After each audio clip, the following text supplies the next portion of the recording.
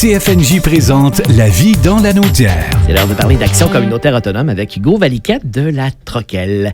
Salut Hugo. Allô Nicolas.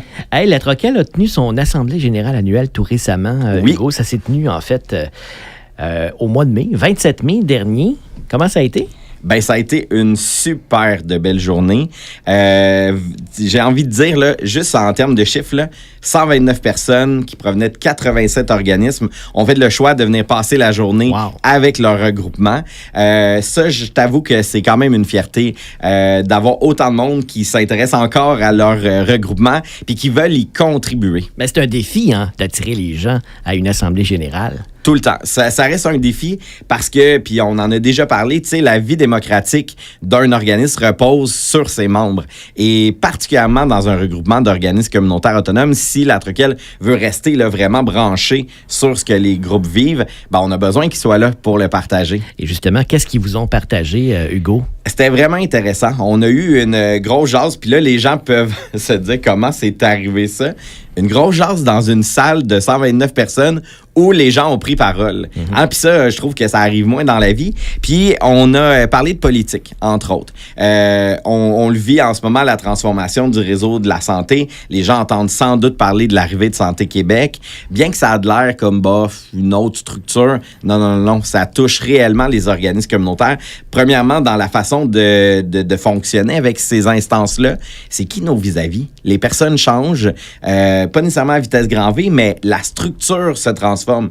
Donc là, il y a des organismes qui disent, ben nous, on était habitués de parler à une telle personne, mais là, il n'est plus là. Là, ça va marcher comment? Ben, c'est ça. Fait que là, toute l'inquiétude de cette structure-là, puis tu sais, les gens dans les organismes communautaires ont souvent des collaborations avec le réseau de la santé publique ou même de l'éducation. Mais quand on fait des transformations comme ça, ben ça ramène encore un peu de difficulté parce que des fois, c'est des références, des fois, c'est accès à des programmes, des fois, c'est pour les personnes qui sont dans les organismes.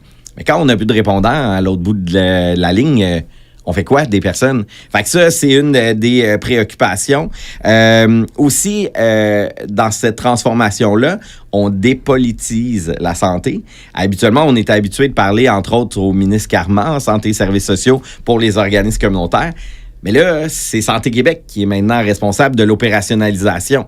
Fait que là, quand on parle au ministre Carman, à part la question, mettons, des chiffres et des budgets, il fait quoi, lui, en lien avec nos revendications?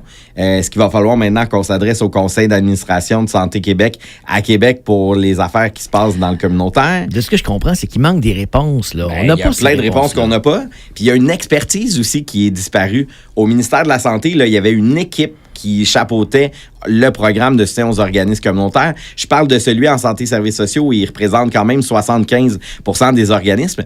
Mais là, cette équipe-là n'existe plus. Il reste une personne au ministère.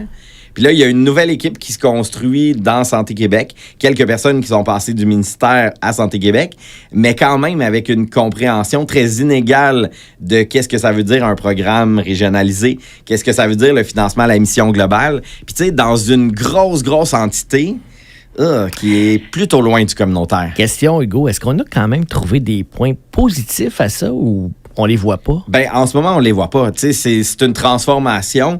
Il y a des visions qui nous ont été partagées. Puis je pense que comme citoyen, c'est vrai qu'on veut un système de santé plus efficace. On veut que ce soit efficient. On veut attendre moins longtemps quand on va aller dans les services. On se le fait dire depuis combien de temps, ça? Ben, exactement. On a plein de gouvernements qui se sont succédés en promettant de réduire le temps d'attente.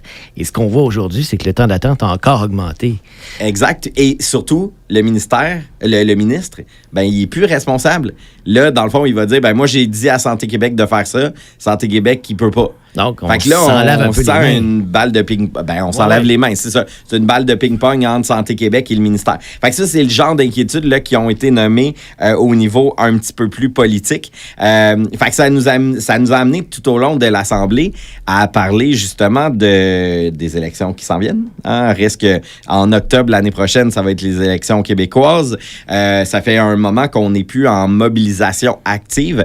Fait qu'on a vraiment construit un plan de mobilisation ensemble. Ça donne le goût de repartir en mobilisation. Ben là, il faut qu'il se passe de quoi? Parce qu'on sent que les canaux, là, on a beau parler du communautaire, on a beau faire valoir ce qu'on est, il n'y a pas de résultat. Là, ce qu'on va vouloir, c'est que des partis politiques se mouillent. Là. Exactement. On veut des engagements concrets sur la réalité des organismes communautaires autonomes. Ça veut dire l'ensemble des partis là, qui sont représentés à l'Assemblée nationale ou qui veulent se présenter. Fait que je prendrai le temps de te parler du plan de mobilisation dans une autre chronique. Je pense qu'on pourrait faire une capsule complète ou peut-être deux. Oui, sûrement. Mais il y a une chose vraiment intéressante que je veux dire. Là. Il y a une date que je vais répéter vraiment souvent. Okay. Mais le 12 septembre 2026, là, on va organiser le plus gros rassemblement ici dans la Naudière pour parler du communautaire. Puis là, ben, je commence à en parler. Oui, ben c'est l'an prochain. Là. C'est l'an prochain. Fait que je le sais que je suis rapide, là, mais je veux vraiment en faire parler parce que on veut pas être juste les personnes du communautaire. Fait que là, si on a déjà un calendrier 2026... On l'ouvre le samedi X. 12. Puis on écrit troquel. Là. Super important. Parfait. On sait pas encore qu'est-ce qu'on va faire, mais on va être là. On a une bonne idée, nous, mais là, moi, c'est juste, tu sais, le save the date qu'on appelle. Là. Ben, c'est ça que je fais. Là. Puis c'est ça, une des choses qui a été décidée là, à l'Assemblée générale annuelle. Puis c'est la première fois qu'on va le faire ouvert de même. Premièrement, la fin de semaine, pour avoir les jeunes qui sont dans les organismes, les administratrices, administrateurs, là, d'avoir le plus grand nombre de personnes possible pour montrer qu'on est une force dans la région. Est-ce qu'on sait, on veut combien de personnes à peu près? C'est sûr que moi, j'ai envie de me mouiller. Là. Le dernier gros rassemblement, il date quand même de 2017. On a été 1000 personnes à Terrebonne. Oh! Fait que moi, j'aimerais ça, là... On est capable de faire mieux que ça. Facilement qu'on triple. OK, 3000. 3000, un rassemblement de 3000 personnes dans la Naudière pour l'Action communautaire autonome. Là. J'y crois, puis on a 1 an devant nous. Exact. Puis ça, ben, je vais en parler quand même pas mal parce que le communautaire, ça touche pas juste les travailleurs, ça touche pas juste les CA, c'est pas juste les personnes, c'est tout le monde qui est concerné par au moins un organisme communautaire dans la région. Rares sont ceux qui sont concernés par un seul organisme. Ah, absolument. Mais je me dis minimum un. Minimum un. Puis là, c'est même un défi que je lance aux gens. Est-ce que tu connais au moins un organisme communautaire autonome, soit dans ton quartier, dans ta municipalité, ta MRC, ta région, là?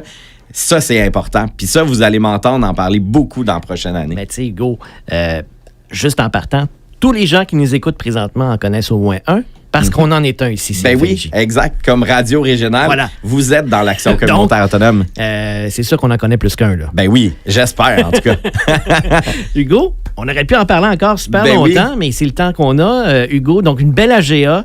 Tout à fait. Il y a eu élection, évidemment, du conseil d'administration. Du conseil d'administration, puis il y a eu aussi le rapport d'activité où on a mis là, en lumière des faits importants. Je te dirais 200 membres. C'est la deuxième fois de son histoire que la Troquelle compte sur 200 organismes qui font le choix d'adhérer sur à peu près 211, 212 dans la région. Là. Il en manque pas beaucoup. Hein? Non, c'est vraiment une belle fierté. Il semble que pour 2026, là, si tous les organismes étaient membres, ça donnerait encore une force de frappe encore ça serait un rapport de force vraiment intéressant. Mais ça on y met tout notre cœur. Puis on le voit même dans la participation. Puis ça a été un des faits là, importants de la dernière année. La participation aux activités. On a fait une tournée régionale, un grand événement régional. On fait beaucoup de formations. Mais les gens, ils répondent présents.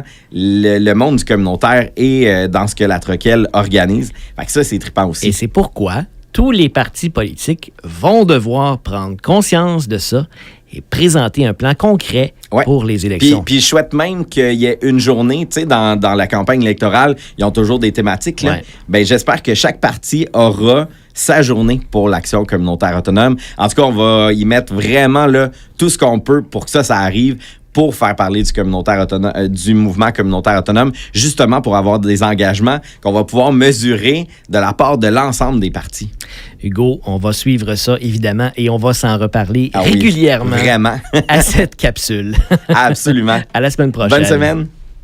CFNJ vous a présenté La vie dans la Naudière.